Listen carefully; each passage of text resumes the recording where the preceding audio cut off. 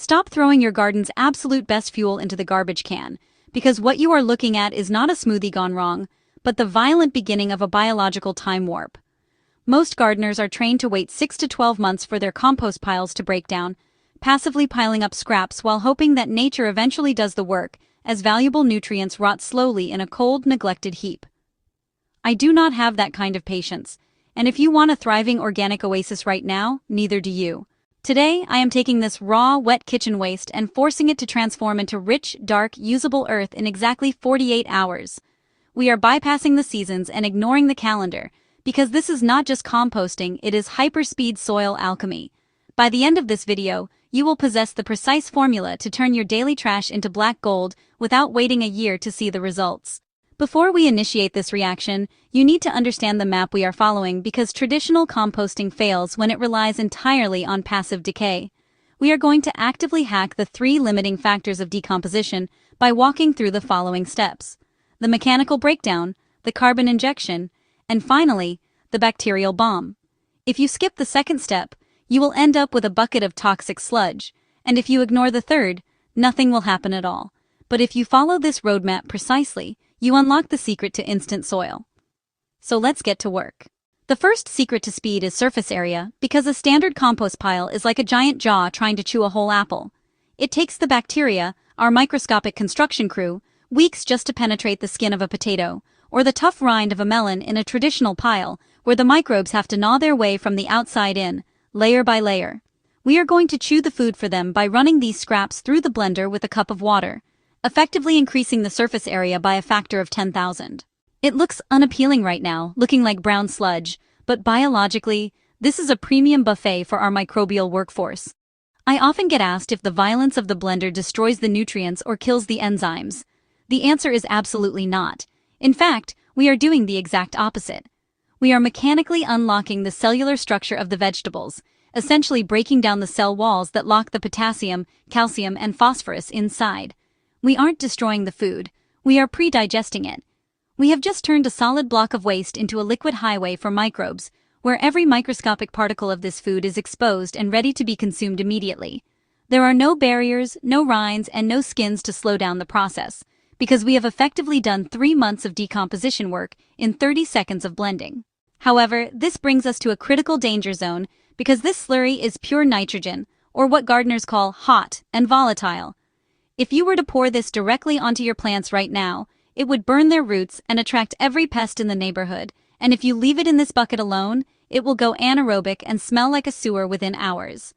The nitrogen needs a partner to stabilize it, which leads us to the most important part of the equation. To turn this volatile fuel into soil rather than poison, we need a structure which relies entirely on carbon. In a forest, leaves fall and cover the ground, creating a dry, carbon-rich sponge that absorbs moisture and houses life. So we need to recreate that forest floor instantly. I am using fine sawdust because, just like the blended food, its small particle size matches the speed we are aiming for, whereas if you used large wood chips here, it would take years to break down. This is our stabilizer that we must mix into our nitrogen slurry until we achieve a very specific texture known as the Goldilocks zone of composting. Many people fail here because they don't understand the ratio, usually thinking they need equal parts green and brown, but that is a mistake. Since we liquefied the greens, they are incredibly potent, so you actually need a ratio of roughly 3 parts carbon sawdust to 1 part liquid slurry by volume. We are looking for absorption, not just mixing. If the mix is too wet, the oxygen is cut off, the good bacteria drown, and the bad smelly bacteria take over. But if it is too dry, the microbes go dormant and nothing happens. The carbon acts like the framing of a house because it gives the nitrogen a place to sit and allows oxygen to flow through the mix. If the mix is too wet, the oxygen is cut off, the good bacteria drown, and the bad smelly bacteria take over. But if it is too dry, the microbes go dormant and nothing happens. The carbon acts like the framing of a house because it gives the nitrogen a place to sit and allows oxygen to flow through the mix. Observe the difference in the material now that I have incorporated the carbon. It stops looking like liquid waste and starts taking on the structure of earth, becoming fluffy and aerated. If I were to squeeze a handful of it, it would hold together like a snowball but break apart easily without dripping water. This mixture now has the body of soil, but it is technically dead, possessing the structure but not the soul. To make it transform in 48 hours, we need to bring it to life. This is where the magic happens because a normal compost pile waits for native bacteria to wander in and start multiplying. We do not have time for a casual visit, so we need an invasion, which I call the bacterial bomb. This is simply a cup of finished compost from an old pile, or even healthy garden soil from under a tree, which serves as a biological starter culture. This cup of soil is not just dirt. It contains billions of dormant microbes, fungi, and bacteria that are hungry and ready to work. By mixing them into our pre-chewed, carbon-balanced smoothie, we are dropping a special forces team into a massive supply depot. They wake up, they see the massive abundance of accessible food we prepared in step 1, and they go into a reproduction frenzy.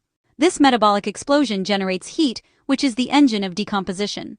To guarantee the 48-hour timeline, we need to keep them warm by placing this bucket in a warm spot, maybe near a heater, in a sunny garage, or even on top of the fridge. We are essentially incubating a fever, and that heat represents the speed of life accelerating as the bacteria consume the sugars and simple structures of the food waste, binding the carbon and nitrogen together into stable aggregates. While this is incubating, there is one critical safety check you need to perform at the 24-hour mark. Crack the lid slightly and take a quick sniff. It should smell like wet earth or perhaps a bit like yeast, which means the aerobic bacteria are winning the war. However, if it smells sour, sharp, or like rotting garbage, your balance was off and you likely didn't add enough carbon sawdust. If that happens, don't panic and throw it out. Simply stir in another 2 cups of sawdust to absorb the excess moisture and let it ride for another 24 hours. It has been exactly 2 days and the frenzy inside this bucket has settled. Let's look at the final product. Look at this material. There is no smell of garbage, no banana peels, and no eggshell fragments. Just dark, rich, earthy material that smells like a forest floor after the rain. This is what we call instant soil. Now, to be scientifically accurate, this is technically a pre-composted superamendment. While it might need a few more days to fully cure if you were planting delicate baby seedlings, for established plants, this is nutrient rocket fuel. We turned trash into treasure while the rest of the world was just taking out the garbage. This material is teeming with life, and when you mix this into your garden beds, it disappears instantly, feeding your soil web and providing immediate nutrition to your plants. But does it actually work better than the stuff you buy in plastic bags at the store? If you want to see how this supercharged soil affects my tomato plants versus store-bought fertilizer, that is exactly what we are testing in the next video, and you do not want to miss those results. Smash that like button if you learned something new today, subscribe to join the Garden Alchemy Lab, and leave a comment below telling me the weirdest thing you've ever tried to compost. I read and respond to every comment. Also, be sure to check out my whole series of videos about turning waste into black gold. I'll see you in the next one, and take care.